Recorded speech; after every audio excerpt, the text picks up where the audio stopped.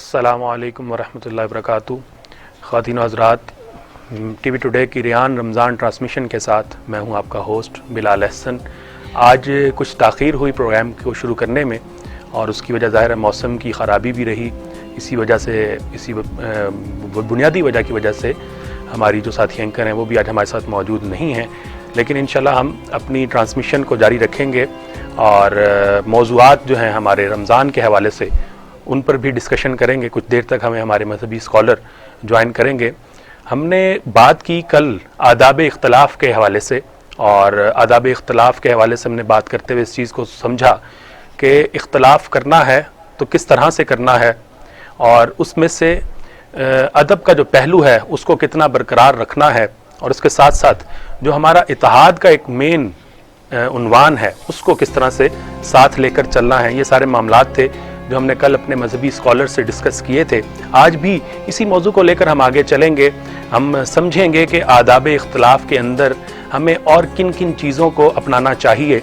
अगर हम बात करें आजकल के ज़माने के हवाले से, सोशल मीडिया एक ऐसा प्लेटफॉर्म है कि जब आप यहाँ पर मौजूद हों तो आपको हर कोई अपनी बोली बोलता नज़र आता है, और अगर बात की जाए कोई मजहबी मामला हो उसकी, तो उस मामले में तो हम देखा ये जाता है बुनियादी तौर पे कि सारे के सारे जितने भी लोग मौजूद होते हैं उस प्लेटफॉर्म पर वो ख़ुद ही आलिम दीन बनने का जो है वो दावा भी करते हैं, और मुख्तलिफ जो मजहबी मसाइल हैं उन पर अपनी राय देते हैं, हालांकि वो ख़ुद आलिम और मुफ्ती नहीं होते।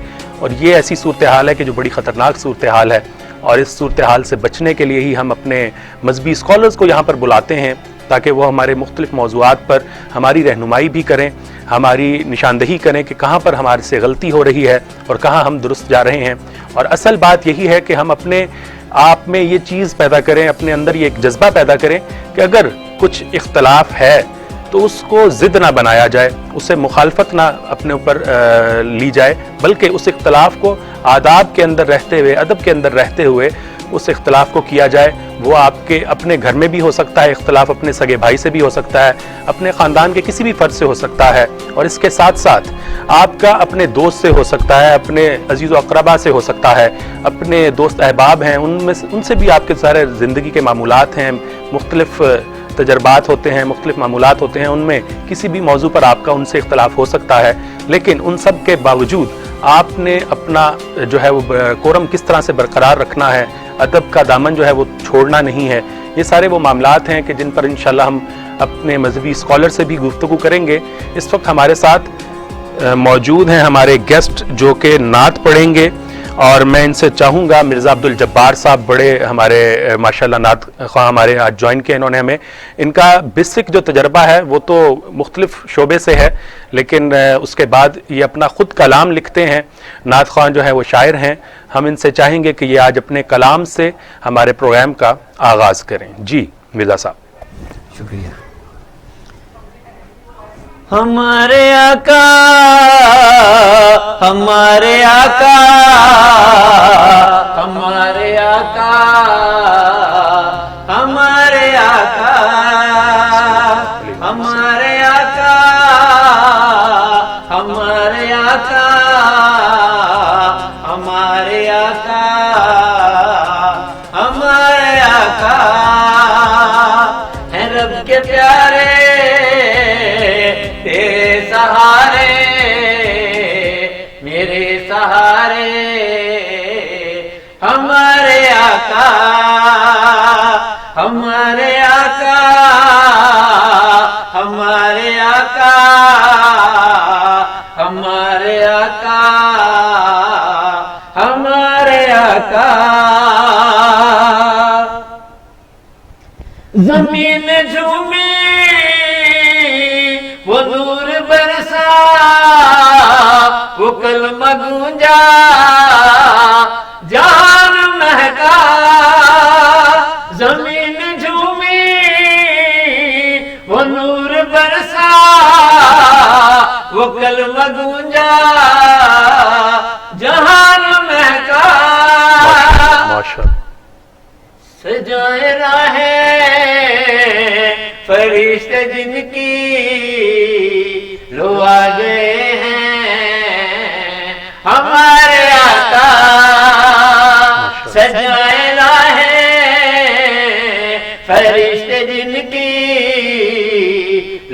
गए हैं हमारे आका, हमारे आका, हमारे आका, हमारे आका, हमारे आका। दरूद उन पर, सलाम उन पर, वो आमिना के है दिल के टुकड़े। दरूद उन पर, सलाम उन पर, वो आमिना के है दिल के टुकड़े। वही करेंगे तेरी शफाअत, मेरी शफाअत, हमारे आका। वही करेंगे तेरी शफाअत, मेरी शफाअत, हमारे आका। वो जिनके दम से है दुनिया सारी, हसनैन की जो बने सवारी।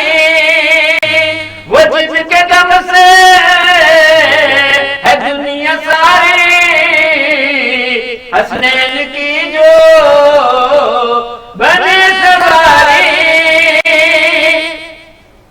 वही है मिर्जा तेरे सहारे, तेरे सहारे, हमारे आका।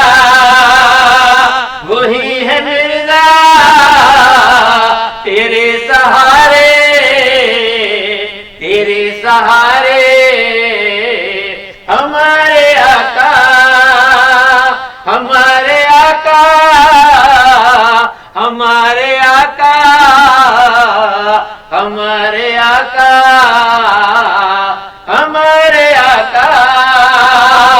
है रब के प्यारे तेरे सहारे, मेरे सहारे, हमारे आका, हमारे आका, हमारे आका, हमारे आका,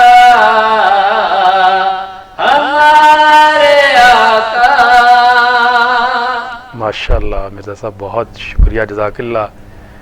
मेरा ख्याल है कि अब तक हमारे पास जितने भी नात ख्वां आए उनमें आप सबसे ज़्यादा मरसीदा हैं, और माशाल्लाह आप इस मौसम की ख़राबी के बावजूद भी मिर्ज़ा साहब इस उम्र में यहाँ पर आए, हदिया पेश किया। ये वाकई हमारे लिए बड़ी एजाज़ की बात है। हम आपके शुक्रगुज़ार हैं मिर्ज़ा साहब कि आप इस मौसम में इतनी एफ़र्ट करके और हदिया सिर्फ पेश करने के लिए अपने बारगाह रिसालत सल्लल्लाहु अलैहि वसल्लम में आप यहाँ पर तशरीफ़ लाए और हमारा मेहमान बनना आपने करके हमें इज़्ज़त बख्शी बाकायदा। तो ये रब का बुलावा था अपने नबी के लिए। बिल्कुल, मुझे इज्जत देनी थी, मुझे बुलाया, पसंद आया मैं उनको, तो इस मौसम ने भी मुझे भेज दिया। ये रब का करम। बिल्कुल, इसमें कोई शक नहीं। उसके कर्म के बगैर जो है वाकई ये चीज़ें मुमकिन नहीं हैं। मिर्ज़ा साहब हमारे साथ रहेंगे। हम अपने मौजू पर भी इंशाल्लाह कुछ देर बाद जो हमें मजहबी स्कॉलर ज्वाइन करेंगे उस पर गुफ्तगू करेंगे। तो मिर्ज़ा साहब से हम मज़ीद थोड़ी सी बात भी करेंगे। आप अपनी उम्र तो जैसे बताएं, हमने पूछी नहीं अभी। मिर्ज़ा अपनी उम्र तो आप बताइएगा। मैं 12 अप्रैल को 66 साल का पूरा हो गया। माशाल्लाह माशाल्लाह। और उसके बाद ये जो आपने खुद कलाम, ये भी एक यूनिक इस प्लेटफॉर्म का तजर्बा रहा कि अब तक जितने भी नात ख्वां हज़रात यहाँ पर तशरीफ़ लाए हैं उन्होंने दूसरों का कलाम पढ़ा, तो ये कलाम आपने खुद लिखा, ये बड़ी एजाज़ की बात है। इंशाल्लाह हमसे मज़ीद भी हम सुनेंगे। इस वक्त नाज़रीन एक ब्रेक का वक्त हुआ है, इसके बाद इंशाल्लाह मज़ीद इस प्रोग्राम को आगे बढ़ाएंगे। अस्सलामु अलैकुम वरहमतुल्लाहि वबरकातुहू। खुशामदीद ख़वातीन और हज़रात। हम अभी ब्रेक पर जाने से कबल बात कर रहे थे आदाब इख्तलाफ के हवाले से। हमें हमारे मजहबी स्कॉलर डॉक्टर अख्तर हुसैन अज़मी साहब ने ज्वाइन कर लिया है और हमारा जो मौजू है आदाब इख्तलाफ, इस मौजू पर डॉक्टर साहब की कायदा जो है वो एक पूरी मुस्तनद किताब मौजूद है इसी उन्वान से, आदाब इख्तलाफ के उन्वान से, जिस पर मुख्तलिफ मजहबी स्कॉलर्स की जो है वो आरा मौजूद है और उस पर दोनों जितने भी तबका फ़िक्र हैं मजहबी और उसके साथ साथ दीगर भी जो तबका फ़िक्र हैं उनकी जानिब से भी कमेंट भी किया गया, उनकी जानिब से मुख्तलिफ आरा दी गई और अपने तासुरात का इजहार किया गया, लेकिन उसके बावजूद इन सारे मामलात के साथ साथ उनकी इस कोशिश को जो है वो बाकायदा सराहा गया कि ये एक ऐसी कोशिश है जो इत्तेहाद उम्मत के हवाले से बड़ी अहमियत की हामिल है। हमने भी कोशिश की कि उससे कुछ इस्तिफादा किया जाए और इत्तेहाद के हवाले से, अदाब इख्तलाफ के हवाले से, मुख्तलिफ तबका फ़िक्र के होते हुए, मुख्तलिफ फ़िरक़ों के होते हुए किस तरह से इसको बरकरार रखा जाए, ये सारे वो मामलात हैं जिन पर इंशाअल्लाह आज हम बात करेंगे डॉक्टर अख्तर हुसैन अदमी साहब से। डॉक्टर साहब बहुत शुक्रिया, आपने हमें ज्वाइन किया। डॉक्टर साहब, हम कल बात कर रहे थे आदाब इख्तलाफ के हवाले से, तो उसमें हमने एक पहलू जिक्र किया कि आदाब इख्तलाफ के अंदर एक चीज़ ये भी है कि उससे खैर का पहलू भी निकलता है। इख्तलाफ भी हो और खैर भी निकले, ये कैसे मुमकिन है? बिस्मिल्लाहिर्रहमानिर्रहीम। यकीनन इख्तलाफ जो है आम तौर पर मनफी माने में ही इस्तेमाल होता है। उसकी वजह यह है कि हमने इख्तलाफ को एक अच्छे मफ़हूम में कभी हमें ये सिखाया ही नहीं गया कि इख्तलाफ कैसे किया जाता है, उसकी वजह से ये मसला हुआ है। बाकी ये है कि वाक़ईतन इख्तलाफ के नतीजे में बहुत सी खैर भी बरामद होती हैं, और मैं इस हवाले से ये बात करूँगा कि अहले इल्म की जो काविशें हमें इन 14 सदियों के अंदर नज़र आती हैं, मुख्तलिफ़ मौज़ूआत पर जो आरा कायम की गई, फिर उनके ऊपर दूसरों ने तहकीक की, उससे आगे तहकीक हुई, तो तहकीक का अमल हमेशा ही एक सोच के, फ़िक्र के, इल्म के इख्तलाफ की बुनियाद के ऊपर ही होता है। तो इस एतबार से कि अगर इख्तलाफ में कुछ बुनियादी उसूल तयशुदा हों जिनको कौम तस्लीम कर ले, तो फिर फ़ुरूई मामलात के अंदर या जो इज्तिहादी मामलात हैं उनमें अगर इख्तलाफ होगा तो उसका उम्मत को भी फ़ायदा होगा। मिसाल के तौर पर आज हम ये आजकल रोज़े के दिन हैं, तो रोज़े के हवाले से कुछ टूटने के बारे में ऐसी आरा हैं। मिसाल के तौर पर टीके का लगाना, जिसको इंजेक्शन हम बोलते हैं, इंजेक्शन लगाना, तो इसमें मुख्तलिफ आरा हैं। अब उन आरा के नतीजे में बहुत सारी बहसें हुई हैं।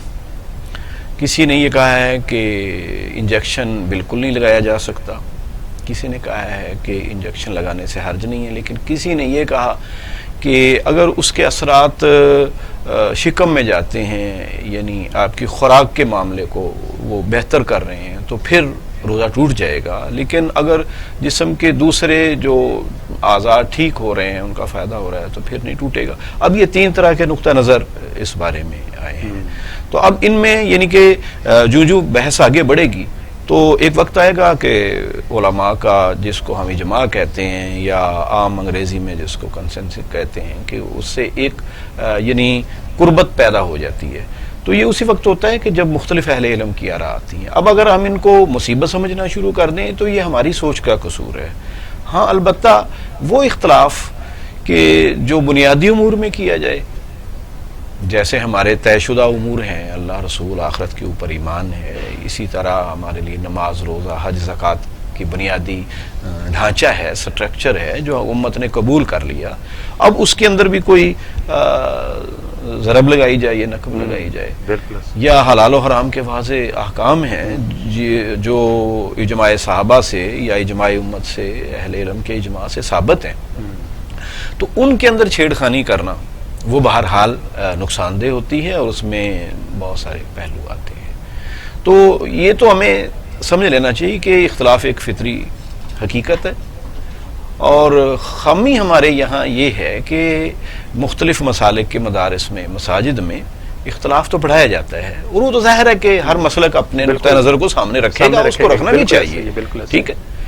और वो इख्तलाफात तो पढ़ाए जाते हैं और फिर उसके रद्द में दलाइल भी दिए जाते हैं, लेकिन एक कमी रह जाती है, काश वो पूरी कर लें हमारे मदारस, कि ہمارے مدارس اپنے طلباء کو اختلاف کا سلیقہ اور ادب نہیں سکھاتے جو ہمارے اسلاف نے اختیار کیا تھا. اس کی بے شمار مثالیں ایسی ملتی ہیں کہ بندہ حیران رہ جاتا ہے کہ ہم کہاں کھڑے ہیں اور وہ کہاں کھڑے ہیں. بالکل آج کے اس جدید دور میں جب اسلام کے اوپر اس طرح کی یعنی باتیں کی جا رہی ہیں کہ مذہب تو آدمی کو گھٹن کا شکار کر دیتا ہے, یہ کسی کی آزادی کو سلب کر لیتا ہے, تو جب آپ ان لوگوں کے جو ہمارے لیے نمونہ ہیں, اہل علم ہیں, ہمارے ائمہ اکرام ہیں, ان کا جب ایک دوسرے سے طرز عمل دیکھتے ہیں, میل جول دیکھتے ہیں, تو پھر بندہ حیران رہ جاتا ہے کہ ان کو اتنا زیادہ علم تھا, اس کے باوجود, اختلاف کے باوجود وہ ایک دوسرے کے ساتھ میل جول رکھنے والے تھے, اکٹھی نمازیں پڑھنے والے تھے. لیکن ہمارا معاملہ کچھ اس سے مختلف ہو گیا ہے کہ چھوٹی سے مسئلے کے اوپر بھی ہم ایک دوسرے سے ہر ایک 1.5 اینٹ کی مسجد الگ بنا لیتے ہیں. یہ مسائل کی بات کی, فروعی مسائل پہ بھی انشاءاللہ آپ سے بات کریں گے. ابھی تھوڑا سا اسی موضوع پہ ہم بات کریں کہ اختلاف رائے جو ہے اس کو علمی سطح پہ بھی پرکھا جا سکتا ہے. جی اختلاف رائے تو ظاہر علمی سطح پہ ہی پرکھا جائے گا. صحیح. اس میں تو دیکھیں جو بنیادی پیرامیٹرز ہیں جو اسلام نے ہمیں دیے ہیں, اور وہ اللہ کے رسول صلی اللہ علیہ وآلہ وسلم نے آخری زندگی کے آخری دنوں کے اندر بھی یہ بات فرمائی کہ میں تمہارے درمیان 2 چیزیں چھوڑ کر جا رہا ہوں, اگر تم ان کو پکڑے رکھو گے تو تم گمراہ نہیں ہوگے. اچھا, یہاں ہمارے ہاں یہ بھی ایک بات سمجھنے کی ہے, اللہ کے رسول صلی اللہ علیہ وسلم نے یہ فرمایا کہ گمراہ نہیں ہوگے, یعنی گمراہی سے بچے رہو گے. باقی یہ کہ اختلاف رائے, یہ نہیں کہا کہ اختلاف ہوگا ہی نہیں, قرآن اور سنت کے سمجھنے میں بھی اختلاف ہوگا. جیسے کہ میں کل بھی یہ عرض کر چکا ہوں کہ خود صحابہ کرام کے درمیان علمی آراء کا اختلاف ہوا ہے, لیکن اس کے باوجود نمازیں تو ان کی الگ نہیں ہوئی, مسجدیں تو الگ نہیں ہوئیں. ٹھیک ہے, تو یہ تو علمی سطح پہ تو پرکھا جائے گا. لیکن وہ علمی سطح کون سی ہوگی جو ہمیں ظاہر مذہب کے اختلاف کو پرکھنا ہے, تو مذہب کے پیرامیٹر سے ہی پرکھا جائے گا, کوئی اور چیز نہیں. بالکل, ابھی اپنے وہ بات فیصلہ کن چیز اور نہیں بنائی جائے گی. نہیں, بالکل, وہ باؤنڈریز ہیں جن کو ہم بالکل فالو کریں گے, اس کے بغیر جو ہے وہ معاملہ نہیں چل پائے گا. ہم ابھی آپ نے بات کی بڑی اچھی کہ جو مدارس کے طلباء ہیں ان کو یہ چیز بھی سکھائی جانی چاہیے کہ آداب سلیقہ کیسے ہے اختلاف کا. تو اس کو مزید کیا کرنا چاہیے ہمیں سکھانے کے حوالے سے کہ کس طرح سے آداب یہ سکھائے جائیں, اسپیسیفکلی اس نئی نسل کو, جو اس یوتھ کو جو اب سوشل میڈیا استعمال کرتی ہے, جو ہر چھوٹے سے چھوٹے مسئلے کو بھی فیس بک کی وال پر لے کر جانا چاہتی ہے, لیکن یہ نہیں زحمت کرتی کہ وہ جا کے جو محلے کے مفتی صاحب ہیں یا امام صاحب ہیں ان سے جا کر پوچھ لے, لیکن اس کے بارے میں فیس بک پر پوسٹ لگانا جو ہے وہ زیادہ اہم سمجھا جاتا ہے. اس طرح کے معاملات میں کس طرح سے ان کو آداب سلیقہ سکھایا جائے اختلاف کا؟ یہ واقعی ایک المیہ ہے کہ جیسے پہلے کبھی عوامی سطح پہ مناظرے ہوتے تھے تو وہ تو آہستہ آہستہ ختم ہو گئے ان کا رواج, اور اس کے ذریعے سے جو ایک دوسرے سے نفرتیں پیدا ہو رہی تھیں وہ کمزور پڑی ہیں. لیکن مسئلہ یہ ہوا کہ جب سے نیٹ کے اوپر سوشل میڈیا نے اپنی دسترس بڑھائی ہے تو اس کے ساتھ ساتھ پھر وہی مناظرہ بازی کا ماحول جو ہے وہ پھر بنتا جا رہا ہے. ایون کہ لوگ ایک دوسرے کو مذہبی بحث کرتے ہوئے گالیاں نکالتے ہیں, میں نے خود دیکھا ہے کہ اس پہ گالیاں شیئر کی جا رہی ہیں. تو یہ ایک بہت بڑا المیہ ہے, اور میں یہ سمجھتا ہوں کہ ویسے بھی جو اہل علم کی باتیں ہیں وہ اہل علم کے دائرے میں ہونی چاہیے, نہ کہ ان کو عوام کے سامنے شیئر کیا جائے. اور وہ جو ہمارے میاں محمد بخش صاحب نے کی کہ خاصاں دیگل عامہ آگے نہیں مناسب کرنی, تو یہ ایک تو ہم اس میدان میں لے آئے ہیں. دوسرا پھر لینگویج بھی بڑی غلط استعمال ہو رہی ہے اس میں. بالکل ٹھیک ہے. پھر یہ ہے کہ نیٹ کے اوپر جو پڑھنے والا ہے وہ عمومی صلاحیت کا آدمی ہے. بالکل ٹھیک ہے. اس کو قرآن کے علاوہ حدیث کیا ہے, حدیث کی اقسام کیا ہیں, اصول تفسیر کیا ہے, اصول فقہ کیا ہے, اس کو تو یہ بیچارے کو نہیں پتا. وہ تو جو بھی لکھنے والا ایک حدیث یا ایک آیت کی پوسٹ لگا کے اپنے مطلب کا وہاں ایک تاثر دے دے گا, تو وہ لازم تو نہیں ہے کہ واقعتاً قرآن اور حدیث میں یا تفسیر کی کتابوں میں وہی تاثر وہ لکھا ہو.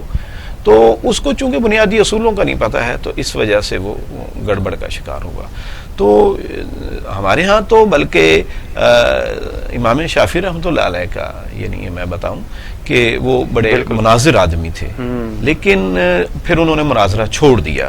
تو ان سے پوچھا گیا کہ آپ مناظرہ نہیں کرتے, فرمایا کہ پہلے ہم دین حق کے احقاق کے لیے کرتے تھے، لیکن اب اس میں ہماری ذاتی بڑھاس نکالنا شامل ہو گیا۔ بالکل، اس موضوع پہ ہم مزید بات کریں گے، یہ امام شافعی کے حوالے سے جو آپ نے بات کی، بس ہمیں یہاں پہ ایک چھوٹی سی نیوز بریک لینی ہے، اس کے بعد انشاءاللہ اس موضوع کو مزید آگے بڑھائیں گے۔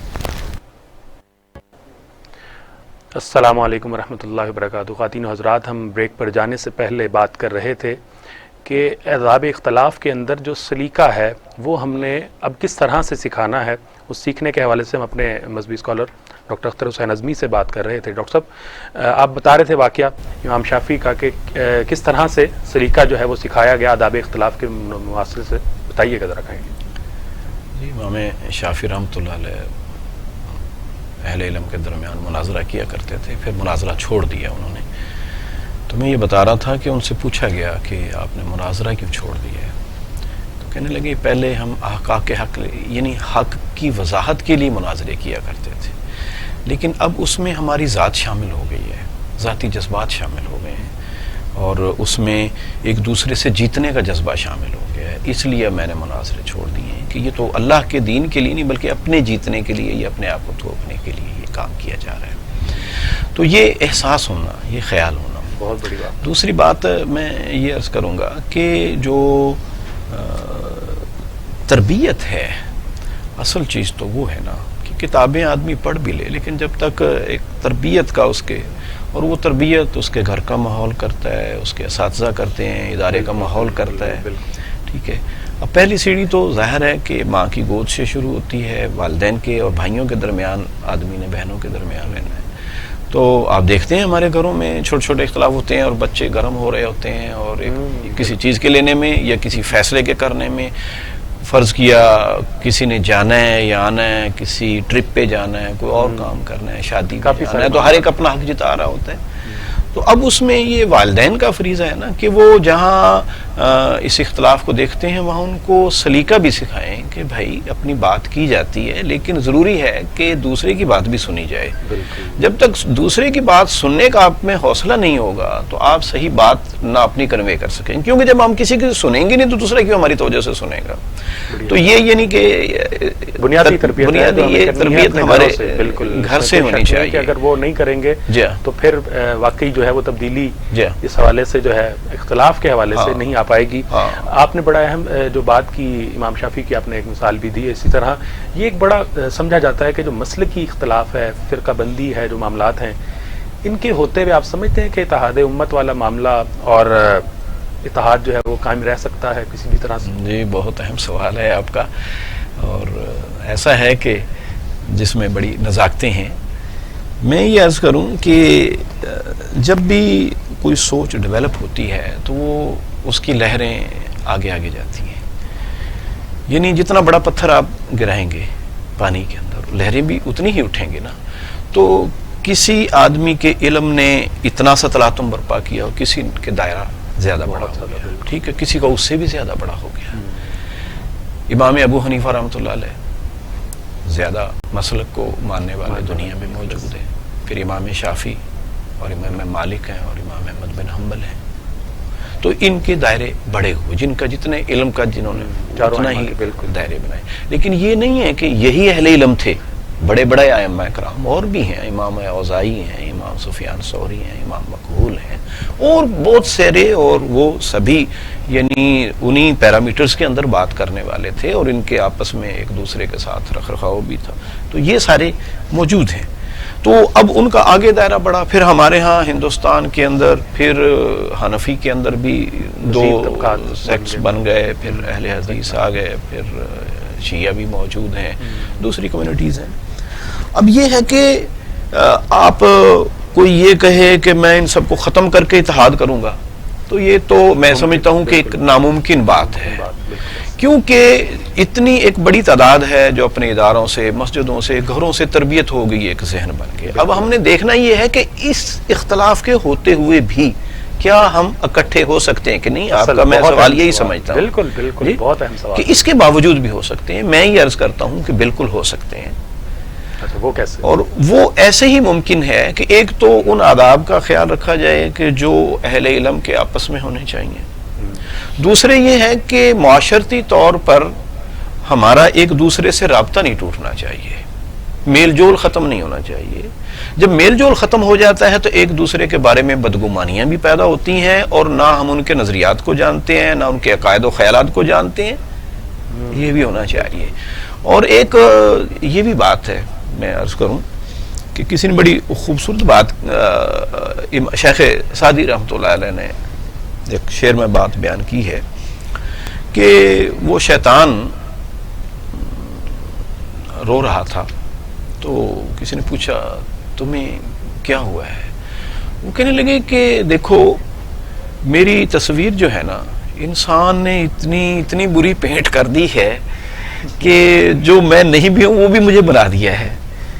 یہ ایک مثال دی ہے انہوں نے کہ ہم دوسرے مسلک کے خیالات کیا ہیں، اس کا اوریجن کیا ہے، خود وہ اپنے کیا عقائد بیان کرتا ہے، یہ جانے بغیر ہم خود جو پرسیو کرتے ہیں اس کے بارے میں وہ اس کے اوپر تھوپ دیتے کہ نہیں تمہارے عقائد یہ ہیں، جانے بغیر. اور ہم میں سے ہر مسلک یہ کرتا ہے، ہر مسلک ایک دوسرے کے خلاف کتابیں لکھ کے جو اپنی چیز کچھ اس کی ادھر ادھر کی چیزوں سے اخذ کیا وہ اس کے اوپر تھوپ دیتا ہے. ٹھیک ہے، تو کہنے کا مطلب یہ ہے کہ ہر مسلک کو اپنی تصویر خود بنانے کا حق دیں، نہ کہ میں دوسرے مسلک کے بارے میں اس کی تصویر بنانا شروع کر دوں. تو جو برش ہم نے پکڑ لیا ہے نا اس برش کو اس کے ہی ہاتھ میں رہنے دیں جو اپنی کرتا ہے. اور پھر ایک اور بات میں عرض کروں کہ یہ جو ہم دوسرے مسلک کی اصلاح کرنے کے درپے ہیں، یاد رکھیے کہ اس طرح کبھی اصلاح دوسرے مسلک کی نہیں ہوگی. اس میں سے چند افراد کو تو آپ ہو سکتا ہے کیچ کر لیں لیکن وہ پورے معاشرے میں کوئی اتنا بڑا اثر نہیں ڈالیں گے. تو یہ تو ہو سکتا ہے کہ آپ چند آدمیوں کو کھینچ لیں، لیکن اس مسلک کی اصلاح اگر آپ چاہتے ہیں تو اس کے اہل علم کے ساتھ بیٹھ کر ان کے ساتھ ڈسکس کریں، نہ کہ عوام کے اندر آپ شور شرابہ کرنا شروع کر دیں، اسپیکروں میں اور جلسوں میں اس کو موضوع بحث اور ان کو یعنی تضحیق کا نشانہ بنانا شروع کر دیں. یہ ان کے اہل علم کے ساتھ بیٹھ کے کہ یہ آپ کی کمزوریاں ہمارے علم میں ہیں، یہ چیزیں ہم محسوس کرتے ہیں، تو کیا آپ کے واقعی یہی خیالات ہیں؟ اور اگر نہیں ہے تو جب ایک مسلک والا خود اپنے مسلک کے اوپر کریٹیسائز کرے گا تو اس مسلک کے جو عقیدت مند ہیں وہ اس کو اپنی اصلاح کے لیے ضروری سمجھیں گے. لیکن دوسرے مسلک والا آدمی جب سیدھا کریٹیسائز کرتا ہے نا تو اس کے لیے قدرتی ایک اپنی چیز، یہ میرا مسلک میری چیز، تو اس کے دفاع کا جذبہ آگے آ جاتا ہے. وہ چاہے صحیح بات کہہ رہا ہو، صحیح بات بھی کہہ رہا ہو، تو وہ کہتا ہے نہیں یہ فلاں نے کی ہے، یہ ہمارے آدمی نے نہیں کی ہے. اور میں نے ایسے اہل علم دیکھے ہیں کہ جنہوں نے اپنے مسلک کے سٹیج کے اوپر کھڑے ہو کر اپنے مسلک کے اوپر کریٹیسائز کیا ہے، اور پھر ممکن ہے کہ وہ مسلک برداشت کر جائے، وہ نہ کرے، لیکن یہ ہے کہ انہوں نے اپنا حق ادا کیا ہے تو لوگوں میں تبدیلی بھی آئی ہے اس کے ذریعے سے. یہ دیکھیں جو خیالات تندی اور تیزی کی ہیں جو آپس میں، یہ اس وقت ہی ہوں گے کہ جب مسلسل یہ عمل گزرتا رہے. پھر آخری بات اس سلسلے میں یہ کہوں گا کہ جو ہمارے مدارس ہیں وہ اتحاد امت کے فریضے کو اپنی زندگی کا حصہ بنائیں، لیکن یہی نہ سمجھیں کہ باقی سارے فرقے ہیں اور میں ہی صرف اتحاد کی بات کرنے والا ہوں، بلکہ ہمدردی کے ساتھ. یہ تو میں یہ کہا کرتا ہوں کہ ہمارے مدارس کے اندر جتنے اختلاف پڑھائے جاتے ہیں اور اختلاف کو رد کرنے کے فن سکھائے جاتے ہیں اپنے طلباء کو، کم از کم اس کا آدھا حصہ یا اس سے چلے کوئی چوتھا حصہ ہی صحیح ان کو آداب اختلاف بھی سکھایا جائے، سلیقہ سکھایا جائے کہ ہمارے بڑوں نے کیسے کس اختلاف بھی رکھا لیکن کسی سلیقے کے ساتھ بیان کیا ہے. تو یہ میں وہ مشہور واقعہ بھی میں اس حوالے سے کروں کہ امام ابو حنیفہ اور امام شافعی کے حوالے سے کہ جب وہ ایک دوسرے سے ملاقات کرتے ہیں نمازوں کے حوالے سے، جب وہ نماز پڑھنے کے لیے جی یہ تو ہمارے اسلاف کی بہت، شاہ ولی اللہ رحمۃ اللہ علیہ نے حجت اللہ البالغہ کے اندر اور بہت سارے ایسے واقعات ذکر فرمائے ہیں کہ کتنی ان میں قربتیں تھیں. میں آپ کو ایک دو باتیں بتاؤں اگر آپ اجازت دیں کہ امام شافعی رحمۃ اللہ علیہ، اچھا یہ ایک بڑی دلچسپ بات ہے کہ امام شافعی ایک جنکشن ہے ان چاروں ائمہ کا، اس انداز سے کہ امام شافعی نے ایک طرف امام مالک سے حدیث کا علم حاصل کیا ہے، پھر وہ کوفہ آئے ہیں اور امام ابو حنیفہ رحمۃ اللہ علیہ کے شاگرد امام محمد سے علم فقہ حاصل کیا ہے. یعنی جو کچھ امام ابو حنیفہ کی وراثت تھی علم کی اس کو انہوں نے حاصل کیا، اور پھر خود ایک اپنا نقطہ نظر قائم کیا جو امام مالک سے بھی مختلف ہے اور امام ابو حنیفہ رحمۃ اللہ علیہ سے مختلف ہے. اور یہاں ہم یہ بھی کہہ سکتے ہیں کہ اتنا انہوں نے ایک خود وہ اس مقام کے اوپر کھڑے ہوئے. اور امام احمد بن حنبل آپ کے شاگرد ہیں, امام شافعی رحمۃ اللہ علیہ کے شاگرد ہیں. تو یہ ایک میں اس کو جنکشن کہا کرتا ہوں. تو اس جنکشن میں یعنی آپ دیکھیں کہ کس قسم کی روایت موجود ہے. امام شافعی رحمۃ اللہ علیہ ایک مرتبہ عراق کے اندر آئے امام ابو حنیفہ رحمۃ اللہ علیہ کے علاقے میں. تو حیرت کی بات تھی کہ ان لوگوں نے کہا کہ آپ نماز پڑھائیں, اور فجر کی نماز کا وقت تھا. فجر کی نماز کے لیے کھڑا کر دیا. فجر کی نماز جو ہے وہ شافعیوں کی نماز ہماری نماز سے تھوڑا سا اس میں ایک فرق ہے. وہ فرق یہ ہے کہ امام شافعی فجر کی نماز میں دعائے قنوت پڑھنے کو افضل تصور کرتے ہیں, افضل سمجھتے ہیں. یہ نہیں کہ باقی کو غلط کر رہے ہیں, وہ کہتے ہیں کہ یہ افضل ہے. آج بھی اگر آپ کو دبئی جانے کا اتفاق ہو, اکثر لوگ جاتے رہتے ہیں, تو وہاں اکثر مسجدوں میں شافعی امام ہوتے ہیں. ہمارے انڈونیشیا ملائیشیا کے اندر بھی کافی شافعی ہیں, خود ہندوستان کے ایک علاقے کے اندر بھی. تو ان کو کھڑا کر دیا کہ آپ نماز پڑھائیں. دیکھیں اس اختلاف کا لوگوں کو معلوم تھا, اس کے باوجود ان کو آگے کھڑا کر دیا. اب جب انہوں نے نماز پڑھائی تو انہوں نے اپنے نقطہ نظر کے مطابق آج دعائے قنوت نہیں پڑھی فجر کی نماز میں, حالانکہ پڑھتے تھے. تو جب ان سے پوچھا گیا کہ آج آپ نے دعائے قنوت نہیں پڑھی جو کہ آپ کے مسلک میں افضل ہے, آپ نے وہ کام نہیں کیا, تو فرمایا کہ آج میں ان کے دیار میں ہوں, ان کے علاقے میں ہوں جو ایسا نہیں کرتے, تو مجھے اس سے حیا آئی کہ میں ان کے خلاف کوئی عمل کروں. دیکھیے, تو اس سے یہ بات معلوم ہوئی کہ کم از کم جہاں افضل اور غیر افضل کا اختلاف ہے تو وہاں ہمیں ایک دوسرے کی تالیف قلب کا لحاظ کرنا چاہیے, قرب پیدا کرنے کے لیے. امام شافعی, ٹھیک ہے. پھر آگے ایک اور بات ذکر کروں, اس سے بھی بڑی بات, خلیفہ ہارون رشید امام مالک کے معتقد تھے, مالکی تھے یوں کہہ لیں, ٹھیک ہے. اور ان کے جو چیف جسٹس تھے, قاضی القضات تھے, وہ تھے امام ابو یوسف, جو امام ابو حنیفہ رحمۃ اللہ علیہ کے دو چہیتے شاگردوں میں سے ایک ہے, بڑے قابل ہیں. تو وہ چیف جسٹس ہیں. تو پہلے تو یہ حوصلہ دیکھیے کہ ہمارے ہاں یہ روایت نہیں تھی کہ جہاں بھرتی کرنی ہوگی ہم نے اپنا بندہ ہی کرنا ہے, لگوانا ہے. ایسے ہے نا آج کل, تو جی کسی کالج میں چلے جائیں, یونیورسٹی میں چلے جائیں, وہاں بھی یہی معاملے ہوتے ہیں. اور دوسری جگہوں پہ بھی ہم یہ کہتے ہیں کہ اصل جہاد یہی ہے کہ ہم نے چاہے نالائق ہی ہو, ہم نے اپنا بندہ بھرتی کروا دیا ہے, دوسرے کو نہیں آگے آنے دیا. اچھا, لیکن خلیفہ ہارون رشید نے قابلیت کی بنیاد پہ ایک حنفی عالم کو اپنا چیف جسٹس مقرر کیا. اب آپ خود سمجھتے ہیں کہ جو چیف جسٹس ہوتا ہے اس کا ہر فیصلہ پریزیڈنٹ بنتا ہے, ہمیشہ کے لیے ایسا ایسا قانون بنتا چلا جاتا ہے, لوگوں کے فیصلے اس کی بنیاد پہ ہوتے ہیں. پھر تو امام ابو یوسف ایک دن موجود تھے خلیفہ کی مجلس میں. خلیفہ ہارون رشید نے وضو کے بعد پاؤں میں سینگی لگوائی, جس کو آج آپ حجامہ کہتے ہیں, آپریشن کروایا یوں کہہ لیں. تو اس میں خون بہا نکلا, ٹھیک ہے. لیکن پھر اس نے دوبارہ وضو نہیں کیا خلیفہ ہارون رشید نے, اور اسی طرح نماز پڑھانے کے لیے, چونکہ خلیفہ تھے, نماز پڑھانے کے لیے آگے کھڑے ہو گئے, اور امام ابو یوسف رحمۃ اللہ علیہ نے ان کے پیچھے نماز پڑھی. اب دیکھیے کتنا بڑا مسئلہ ہے. امام ابو حنیفہ رحمۃ اللہ علیہ کے نزدیک خون بہنے سے وضو ٹوٹ جاتا ہے, امام مالک کے نزدیک وضو نہیں ٹوٹتا ہے اس صورت کے اندر, ٹھیک ہے. شاید آپ کے علم میں بھی ہو کہ ایک صحابی نے نماز پڑھی تھی اور ان کو تیر لگتے رہے تھے اور وہ نماز پڑھتے رہے تھے جبکہ خون ان کا بہ رہا تھا. تو وہ ان کی وہ مثال ہے, اور دوسری مثالیں بھی ہیں امام. بہرحال وقت کے اختصار کے ساتھ میں یہ عرض کروں کہ انہوں نے ان کے پیچھے نماز پڑھی, حالانکہ خود امام ابو یوسف کے نزدیک اس حالت میں وضو ٹوٹ جاتا ہے, لیکن آپ نے ان کے لیے, چونکہ ان کا وضو ان کے مطابق قائم ہے, تو آپ نے اس کو تسلیم کرتے ہوئے ان کے پیچھے نماز پڑھی ہے. تو اب دیکھیے کہ کتنا بڑا مسئلہ ہے, لیکن اس کے اندر نماز پڑھی. اسی طرح اگر میں ایک اور مثال عرض کر دوں, یہ مسائل کی بات آپ کر رہے ہیں, آپ خود اپنے بات میں بھی ایک چیز کی نشاندہی کی کہ یہ مسائل ایسے نہیں ہیں کہ جن کو اتنا ہم بنیاد بنا لیں اور اس کے اوپر ہم اپنے اختلافات جو ہیں ان کو بڑھاتے چلے جائیں.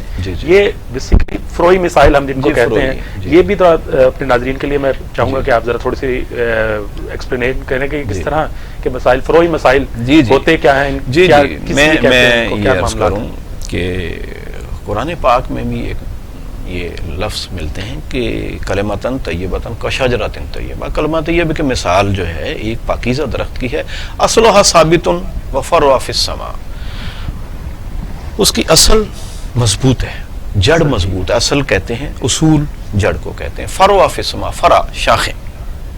تو جو دین ہے نا، اس کو تھوڑا سا ہم اس طرح سمجھ لیں کہ دین کا ایک درخت ہے، تو اس درخت کی جڑیں بھی ہیں، اور ظاہر ہے جڑیں جتنی اچھی اور مضبوط ہوں گی اتنا ہی شاخیں بھی پھیلیں گی اور تناور بنے گا، پھلدار بنے گا، سایہ دار بنے گا۔ تو جڑیں کیا ہیں؟ جڑیں نظر نہیں آتی ہیں، تو ایمانیات، اللہ، رسول، آخرت، کتابوں پر، فرشتوں پر ایمانیات، یہ کیا ہے؟ یہ اس کی جڑیں ہیں۔ جیسے جڑیں نظر نہیں آتی ایسے ایمان بظاہر نظر نہیں آتا، وہ اندر ہوتا ہے دل کے۔ اب اس کا اظہار کیسے ہوتا ہے؟ اس کے تنے کے ذریعے سے کہ وہ کتنا مضبوط ہے، کتنا باہر نکلتی ہے قوم پر اس کی، ٹھیک ہے؟ وہ کیا ہے؟ نماز، روزہ، حج، زکوٰۃ، یہ ایک تنا ہے جس کے اوپر امت قائم ہے، ٹھیک ہے؟ اسی طرح حلال و حرام کے واضح احکام ہیں جو امت کے نزدیک متفق ہے، ٹھیک ہے؟ یہ کیا ہے؟ یہ اس کا تنا ہے۔ اب آگے ہیں اس کی شاخیں۔ جب نماز ہمارے اوپر 5 وقت فرض ہے، ہم نے مان لی ہے، تو اب اس کی آگے جو متفقہ شکل ہے وہ کیا ہے؟ اس کو ہم اصولی بات کریں گے، اور جن کے اندر کوئی گنجائش ہے کہ احادیث ادھر بھی ملتی ہیں ادھر بھی ملتی ہیں ترجیح، وہ فروعی چیزیں ہیں، وہ کوئی شاخوں کے مسائل۔ مثلا یہ جو ہمارا نماز ہی ہے، میں آپ کو ایک نماز کی مثال ہی دیتا ہوں جس کے اوپر سب سے زیادہ اختلاف ہوتا ہے، اور ہماری زیادہ بحثیں بھی اسی پہ ہی ہوتی ہیں، اور چیزوں کے اوپر تو ہم اتنے کرتے نہیں ہیں، اور اسی کے اوپر ہم عالم بن کے بیٹھ جاتے ہیں۔ اب نماز ہی کو دیکھیے کہ اس میں متفقہ چیزیں کتنی ہیں۔ نماز سے پہلے وضو کرنا، کسی فرقے کے نزدیک اختلاف ہے اس بارے میں، کوئی کرنا ہے، سب نے کرنا، ٹھیک ہے؟ پھر آگے چلیں، قبلہ روح ہونا ہے، سب کے نزدیک کوئی بھی فرقہ ہے وہ ادھر ہی رخ کرے گا۔ پھر اس کے لیے طہارت شرط ہے، یعنی لباس کی طہارت، جسم کی طہارت، جگہ کی طہارت، جہاں آپ نماز پڑھیں گے سب کے نزدیک متفق بات ہے۔ اور کیا رہ گیا؟ یہ ساری چیزیں نماز سے پہلے کی شرائط ہے، ان پہ سب اکٹھے ہیں۔ وقت کا مسئلہ ہے کہ اس وقت نماز پڑھنی ہے، وہ قریب قریب ہے، کوئی ایسا نہیں ہے کہ بہت بڑا اختلاف ہو، ٹھیک ہے؟ کئی نمازوں کو تو بالکل ہی نہیں ہے، 1-2 نمازوں کے اندر تھوڑا سا فرق آ جاتا ہے۔ پھر آگے اب ہم نماز کے لیے کھڑے ہو جاتے ہیں، ٹھیک ہے؟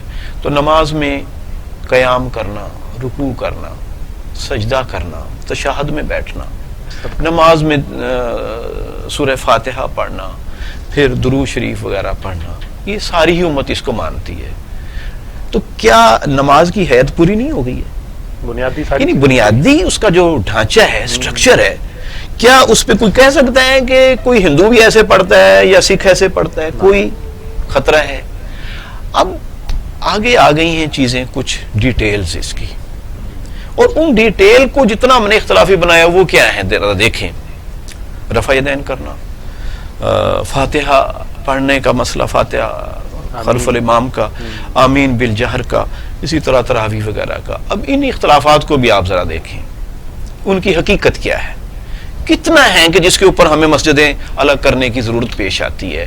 اب آپ دیکھیں رفع یدین کرنا، اب رفع یدین مراد ہاتھوں کو اٹھانا، کیا اس کا کوئی انکاری ہے؟ کوئی بھی نہیں، میرے نزدیک تو کوئی بھی نہیں، کوئی بھی نہیں ہے، سارے مانتے ہیں، صرف تعداد کا فرق ہے۔ یعنی میں جب نماز شروع کرتا ہوں، چاہے میں حنفی ہوں، چاہے اہل حدیث ہوں، چاہے میں شیعہ ہوں، کوئی بھی ہوں، تو میں پہلے ہاتھ اٹھاتا ہوں۔ رفع یدین تو ہر ایک کرتا ہے، صرف اختلاف یہ ہے کہ رکوع سے پہلے اور بعد میں بھی ہے، کچھ کے نزدیک روایات اتنی ہیں کہ ہے، اور دوسرا بھی انکار نہیں کر سکتا کہ روایات تو اس کی بھی موجود ہیں، اور ایک ہی مرتبہ کرنے کی بھی روایات موجود ہیں، کوئی تھوڑی ہے کوئی زیادہ ہے، ٹھیک ہے؟ استنادی حیثیت سے کسی کو اختلاف ہو سکتا ہے، لیکن یہ ہے، بلکہ سجدوں کے درمیان کی بھی روایت ہے، ہاں سجدوں کے درمیان رفع یدین کرنے کی۔ اب اس کے ہوتے ہوئے تو یہ کہنا کہ جی فلاں تو رفع یدین ہی نہیں کرتا، بھائی رفع یدین سے تو کسی کو انکار نہیں ہے۔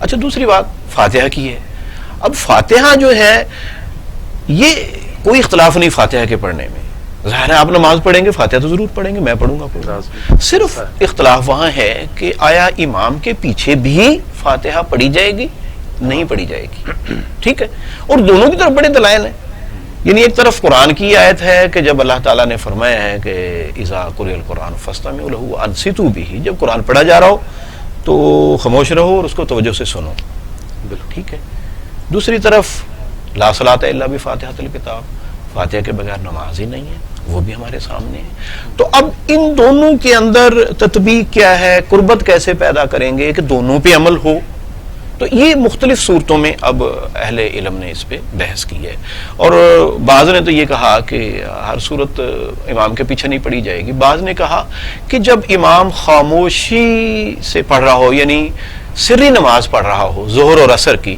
تو پیچھے والے بھی پڑھ لیں کیونکہ اس کا قرآن تو ان کو نہیں سنائی دے رہا نا، ٹھیک ہے، جیسے وہ ربنا آتنا فی الدنیا آگے دعا میں پڑھیں گے تو یہاں بھی پڑھ لیں، ٹھیک ہے، اور کچھ نے کہا کہ ہر صورت میں پڑھنا چاہیے، لیکن جو پڑھنے کا کہتے ہیں نا امام کے پیچھے، ان کے ہاں بھی دو آراء ہیں، وہ یہ کہتے ہیں کہ جب امام سکتہ کرے نا، خاموشی کرے الحمدللہ رب العالمین کہہ کے خاموشی اختیار کرے تو اس وقت پڑھنا چاہیے، یا جب امام پڑھ لے اور تھوڑی دیر وہ وقفہ دے دے رکوع میں جانے سے پہلے تو اس وقت پڑھے، ٹھیک ہے، تو اس کا مطلب وہاں بھی کچھ بات تو ہے کہ جب امام پڑھ رہا ہو تو ایسے نہیں کہ اس کے پیچھے پیچھے آپ یوں کریں، تو باقی اسی طرح آمین کا مسئلہ، آمین کا مسئلہ تو کوئی بڑا اختلاف ہی نہیں ہے، جس کے اوپر ہمارے ہاں کئی مسجدوں میں یعنی کہ جھگڑے ہوئے ہیں، وہ مسئلہ کیا ہے کہ آمین بالجہر کا، تو یعنی اونچی کہیں یا ایسا کہنا تو ہے، ٹھیک ہے، تراویح کا کیا مسئلہ ہے، تراویح کا مسئلہ بھی کچھ نہیں ہے، صرف تعداد کا فرق ہے نا، تراویح کے مسنون ہونے سے تو کسی کو اختلاف نہیں ہے، تو اتنے بڑے جھگڑے بنا لینا، اگر آپ اجازت دیں تو اس کی ایک میں مثال، شیخ حسن البنا مصر کے تھے، تو ان کے سامنے ایک مسجد میں جھگڑا ہوا، انہوں نے ان کو ثالث بنا لیا، کیونکہ وہاں شافعی بھی ہیں اور حنفی بھی ہیں، شافعی 8 پڑھتے اور حنفی 20 پڑھتے ہیں، آپ کو معلوم ہے، تو جب وہ ثالث بن گئے دونوں طرف سے، دونوں نے مان لیا، تو وہ کہنے لگے کہ بھئی مجھے یہ بتائیں کہ تراویح کا دین میں حکم کیا ہے، تو سب نے کہا جی یہ نفل ہے، یعنی اس کا دینی حکم نفل کا ہے، نفل وہ ہے جس کو آپ کریں گے ثواب ملے گا، نہیں کریں گے تو آپ گناہگار نہیں ہیں۔ پھر پوچھا کہ اچھا یہ بتائیں مسلمانوں کے اتحاد و اتفاق کا دین میں کیا حکم ہے، یعنی یہ بھی نفل ہے کہ کبھی لڑ لیں اور کبھی صلح کر لیں، تو جب پوچھا تو لوگ کہنے لگے جی یہ تو فرض ہے، اتحاد کا تو اللہ تعالیٰ نے حکم دیا ہے ہمیں، ولا تفرقوا، یہ تو نہیں کی اللہ تعالیٰ نے کہ یہ کام نہیں کرنے کا ہے کہ آپ فرقہ فرقہ ہو جائیں، تو کہنے لگے لوگوں یہ تو تم نے بڑے اچھے طریقے سے فیصلہ خود ہی کر دیا ہے، تو مجھے یہ بتاؤ کہ کیا یہ دانش مندی ہوگی کہ کوئی آدمی نفل کے اوپر اتنا اصرار کرے، اتنا جھگڑا کرے، اتنی بحث کرے کہ فرض ہی خطرے میں پڑ جائے، یہ مسلمانوں کی مسجد کے اندر ان کا اکٹھے بیٹھ کر اکٹھے کھڑے ہو کر نماز پڑھنا ہی مشکل بن جائے، تو بات ہے یہ سوچ کے بدلنے کی کہ ہم جیسے اپنے مسلک کے بارے میں سوچتے ہیں تھوڑا سا ہمدردانہ، تھوڑا سا دوسرے کے بارے میں بھی خیال کر لیں کہ اس کی بھی ایک تربیت ہوئی ہے، اس کے پاس بھی کچھ دلائل ہوں گے، تو اس کو جانے بغیر ہم اتنا وہ جھگڑا کرتے ہیں، وہ یہ مناسب نہیں۔ بڑی ہی اچھی آپ نے ماشاءاللہ ڈاکٹر صاحب بات کی، اور ڈاکٹر صاحب نے جو بات کی وہ یہ تھی کہ ہم فرائض بھول رہے ہیں اور جو ہمارے نوافل ہیں ان کی طرف ہماری توجہ اتنی زیادہ ہے، فروعی مسائل پہ جن پہ ہم بات کرتے تھے، اس موضوع پہ بات کر رہے تھے، یہ وہی فروعی مسائل ہیں، چھوٹے موٹے مسائل ہیں، کوئی ایسے بڑے بنیادی مسائل نہیں ہیں، ان مسائل کے ساتھ بھی ہم اتحاد امت کا جو سبق ہے اس کو لے سکتے ہیں اور اپنے درمیان اتحاد قائم کر سکتے ہیں۔ یہ اس طرح کے معاملات ہیں کہ جن کو ہمیں یہ رمضان المبارک کے مبارک ساتھ ہیں، ہمیں ہر قسم کے اختلافات کو بھلا کر آپس کے معاملات کو جو ہیں وہ بہتر کرنا ہے، اور آج ہماری رمضان ٹرانسمیشن کچھ لوگوں کی غیر حاضری کے ساتھ چلی ہے، لیکن انشاءاللہ کل ہم اپنی پوری ٹیم کے ساتھ دوبارہ آپ کی خدمت میں پیش ہوں گے۔ اب بھی ہمارے ساتھ مرزا عبد الجبار موجود ہیں، ہم ان سے مزید کلام سننا چاہیں گے رمضان کی مبارک ساعتوں کے حوالے سے۔ مرزا صاحب آپ کے پاس کوئی کلام موجود ہے تو لازماً ہمارے ساتھ جو ہے ہمارے ناظرین کے سامنے پیش کیجیے گا۔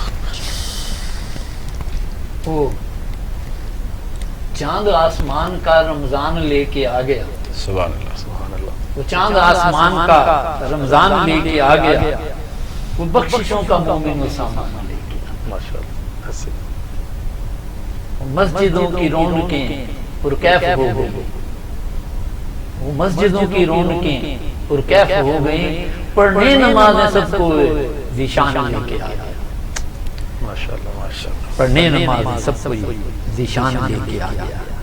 ایک دعا جی جی بسم اللہ. پیش کرنا چاہوں گا اس موقع پر اگر آپ کی اجازت ہو. جی جی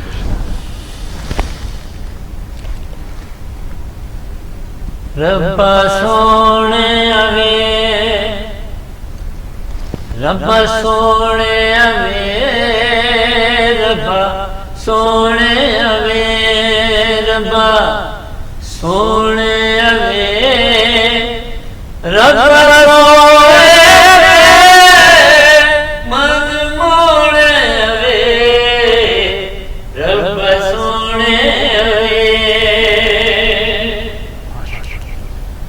فرمان میراسی جدوں لیا پانخات فرشتاں تان لیا. فرمان میراسی جدوں لیا بن خاک فرشتاں تان لیا. سانو معاف کر دے سنے نبی صدقے، سانو معاف کر دے سنے آقا صدقے. ربا سونے اوے، ربا سونے اوے، ربا سونے اوے. تینوں کہندے نے کریم مولا کرم کما دے، کیرے وچ طوفان سانوں پار لگا دے. تینوں کہندے نے کریم مولا کرم کما دے، کیرے وچ طوفان سانوں پار لگا دے. ڈوب چلی ساڈی بیڑی کوئی معجزہ وکھا دے، ڈوب چلی ساڈی بیڑی کوئی معجزہ وکھا دے. رب سونے اوے، رب سونے اوے، رب سونے اوے. سن لے تو دعا غم خار دیا، من لے التجا گنہگار دیا. سن لے تو دعا غم خار دیا، من لے التجا گنہگار دیا. تیرا در چھڑ کے کتے جائیے دس دے، تیرا در چھڑ کے کتے جائیے دس دے. رب سونے اوے، رب سونے اوے، رب سونے اوے. تیاں پیراں دے نصیباں وچ سکھ لکھ دے، وسن عزتاں دے نال ایسے کر مر دے.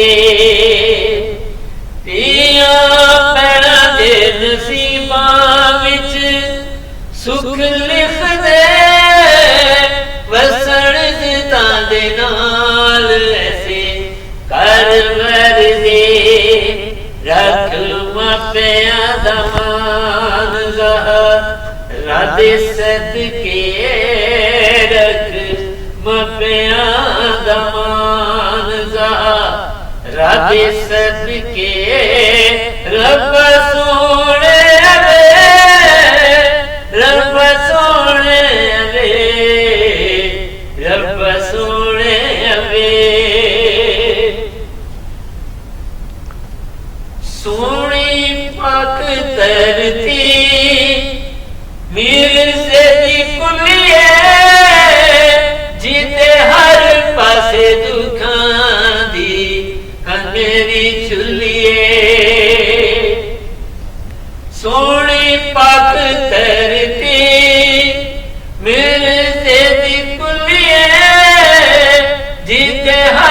پاسے دکان دی ہنیری چلیے تیرے نام تیرے اسی دی لج رکھ لے دا ولی تو اے مولا دا مان رکھ لے ربا سونے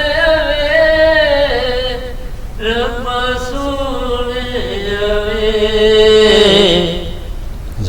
جزاک اللہ جزاک اللہ.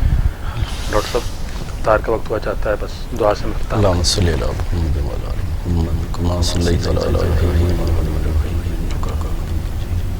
یا حی یا قیوم برحمتک استغیث یا حی یا قیوم برحمتک استغیث استغفر اللہ ربی من کل ذنب واتوب الیہ اللہم انک عفو تحب العفو فاعف عنا وصلی اللہ تعالی علی خیر خلقہ محمد وآلہ وسلم.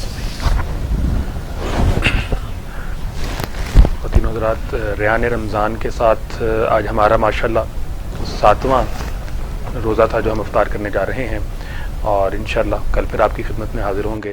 کل تک کے لیے اپنے میزبان بلال حسن کو اجازت دیجیے. اللہ حافظ.